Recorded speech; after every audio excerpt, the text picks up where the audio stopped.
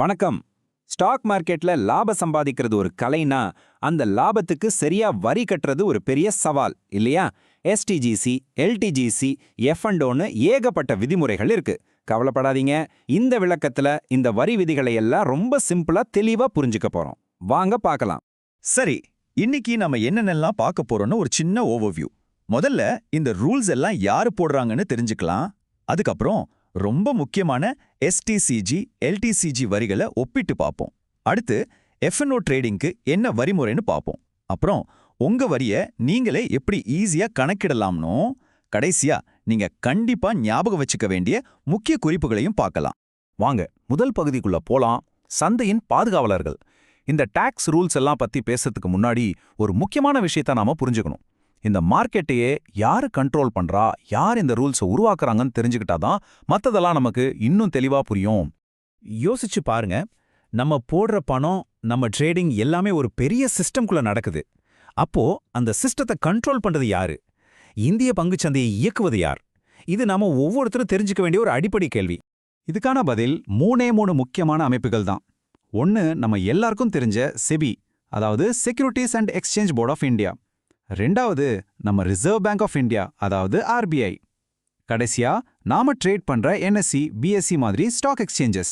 இவங்க தான் இந்த முழு மார்க்கெட்டோட தூண்கள் மாதிரி செயல்படுறாங்க.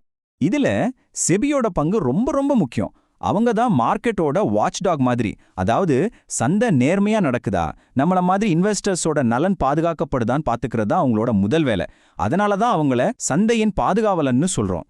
சரி, மார்க்கெட்டை யார் கண்ட்ரோல் பண்றாங்கன்னு பார்த்தாச்சு. இப்போ அவங்க போட்ட ரொம்ப முக்கியமான வரி விதிமுறைகளை பார்க்கலாம். பகுதி 2, எஸ்டிசிஜி மற்றும் எல்டிசிஜி ஒப்பீடு. நீங்க ஒரு ஈக்விட்டி இன்வெஸ்டரா இருந்தா இந்த 2 வரிகளை பத்தி கண்டிப்பா தெரிஞ்சுக்கணும். இந்த 2 வரிக்கும் நடுவுல இருக்கிற ஒரே ஒரு வித்தியாசம் டைம் தான், வேற எதுவுமே இல்ல. ஒரு ஸ்டாக்கை வாங்கி கரெக்டா 12 மாசத்துக்குள்ள வித்து லாபம் பாத்தீங்கன்னா அதுக்கு பேரு ஷார்ட் டேர்ம் கேபிட்டல் கெயின்ஸ், அதாவது எஸ்டிசிஜி. அதே ஸ்டாக்க 12 மாசம் கழிச்சு வித்தீங்கன்னா அது லாங் டேர்ம் கேபிட்டல் கெயின்ஸ், அதாவது எல்டிசிஜி. அவ்வளவுதான், சிம்பிள். சரி, இந்த ஷார்ட் டேர்ம் கெயினுக்கு எவ்வளவு வரி கட்டணும்? இது ரொம்ப சிம்பிள். நீங்க எவ்வளோ லாபம் பார்த்தாலும் சரி, அதுக்கு ஃபிளாட்டா 15% வரி கட்டிடணும். இதுல எந்த மாற்றமும் இல்ல. ஆனா லாங் டேர்ம் இன்வெஸ்டர்ஸ்க்கு ஒரு சூப்பரான விஷயம் இருக்கு. ஒரு வருஷத்துல உங்க எல்டிசிஜி லாபம் 1 லட்சம் ரூபாய் வரைக்கும் இருந்துச்சுன்னா நீங்க ஒரு பைசா கூட வரி கட்ட வேண்டாம். ஆமா, அதுக்கு 0 டாக்ஸ். 1 லட்சத்தை தாண்டி வர லாபத்துக்கு மட்டும் 10% வரி கட்டினா போதும். இது நீண்டகால முதலீடுகளை ஊக்குவிக்கிறதுக்காக கொண்டு வந்த ஒரு அருமையான விதி. இப்போ நம்ம அடுத்த செக்ஷனுக்கு போலாம். பகுதி 3, எஃப்&ஓ வரி விதிப்பு முறை.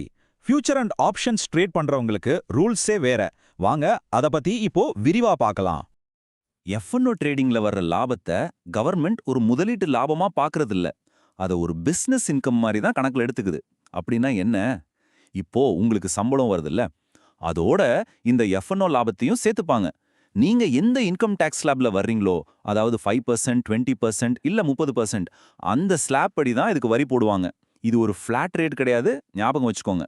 சரி, இப்போ ரூல்ஸ் எல்லாம் ஓரளவுக்கு தெரிஞ்சிருச்சு. ஆனா இதை வச்சு நம்ம டாக்ஸ் எப்படி கால்குலேட் பண்றது?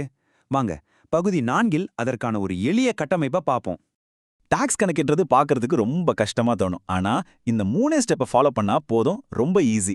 முதல் படி, உங்க லாபத்தை எல்லாத்தையும் கரெக்டா பிரிக்கணும். இது எஸ்டிசிஜி, இது எல்டிசிஜி, இது எஃப்&ஓன்னு.